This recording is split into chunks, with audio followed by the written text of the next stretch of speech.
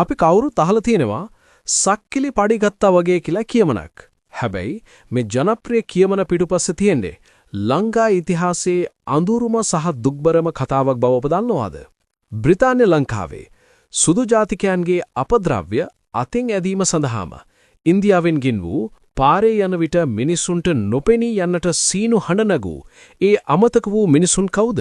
අද channel Ceylon තුරින් අපි දිගහරින්නේ ගාලු කොටුවේ සහ කොළඹ නගරේ සනීපාරක්ෂාව වෙනුවෙන් Tamanගේ මුළු ජීවිතේම පිළිකුල් සහගත බාල්දියස්සේ දිය කර හැරපු ඒ මිනිසුන්ගේ නොකියූ කතාවයි.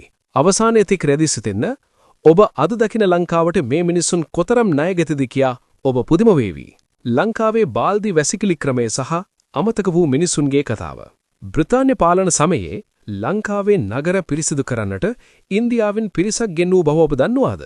අද අපි කතා කරන්නේ සක්කිලි පඩි ගත්තා වගේ යන ප්‍රසිද්ධ බැමි වහරට පාදික වූ එදා සමාජයේ කොන්වී සිටි නමුත් නගරයක සනීපාරක්ෂාව වෙනුවෙන් තමන්ගේ ජීවිතේම කැප කළ අමුතුම මිනිසුන් පිරිසකගේ අතීත කතාවයි. 1815 දී බ්‍රිතාන්‍යයන් ලංකාව යටත් කරගත්තට පස්සේ ඔවුන්ට තිබුණු ලොකුම අභියෝගය වුණේ නගරවල සනීපාරක්ෂාව රැක ගැනීමයි. විශේෂයෙන්ම 1880 දශකයේදී ගාල්ල සහ කොළඹ වැනි නගරවල ජනගහනය වැඩිවීමත් එක්ක කොලරාව සහ අතිසාරය වැනි රෝග පැතිරෙන්න පටන් ගත්තා.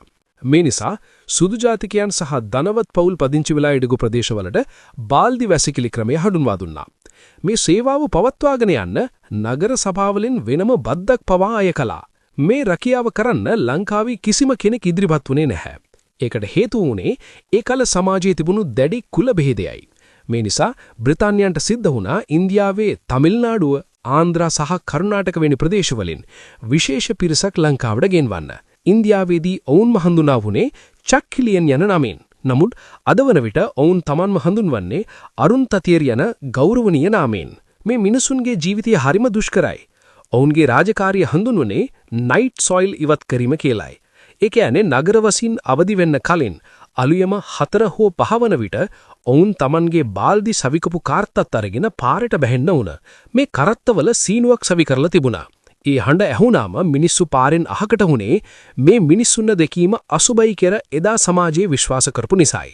ඔවුන්ට පදිංචියට ලැබුණේ නගර සභාවෙන් වෙන් කරපු කුඩා නිවාස පේලි කිහිපයක් විතරයි.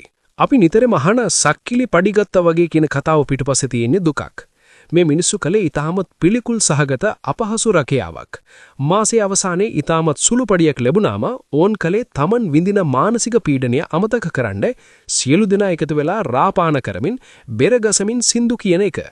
ඒ ලැබුණු මුදලින් එක දවසක් හරි සතුටක් ලබන්න ඔවුන් උත්සාහ කළා. අන්න ඒ සතුටු වන අවලු සහගත ස්වභාවය තමයි අදටත් ওই කියමනින් අදහස් කරන්නේ. කාලයත් එක්ක 1970 දශකයෙන් පස්සේ ලංකාවෙන් බාල්දි වැසිකිලි ක්‍රම හේවත් වුණා.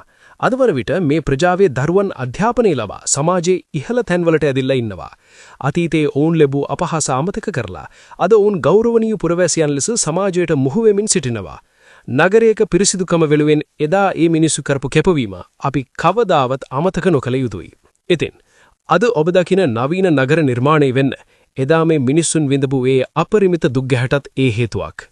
කාලයත් එක්ක බාල්දි වැසිකිලි ඉතිහාසයට එකතු වුණත් ඒ මිනිසුන් විඳපු වේදනාව තවමත් ඉතිහාස පොත අතර සැඟවිලා තියෙනවා. අද උන්ගේ දරුවන් අධ්‍යාපනයෙන් සමාජයේ ඉහළට ගිය ස්ථීවීම සැබෑ ජයග්‍රහණයක්. මේ වීඩියෝ ගැන ඔබ මොකද හිතන්නේ? අතීතයේ මේ වගේ තවත් ඔබ නොදන්නා රහස් දැනගන්න කැමති නම් අපේ කමෙන්ට් තීරුවේ සටහන් කරන්න. ලංකාවේ සැඟවුණු ඉතිහාසය සොයා යන තවත් වීඩියෝ එකකින් අපි නැවත හමු වෙමු. ඔබේ අදහස පල්ලෙහෙන් කමෙන්ට් කරන්න.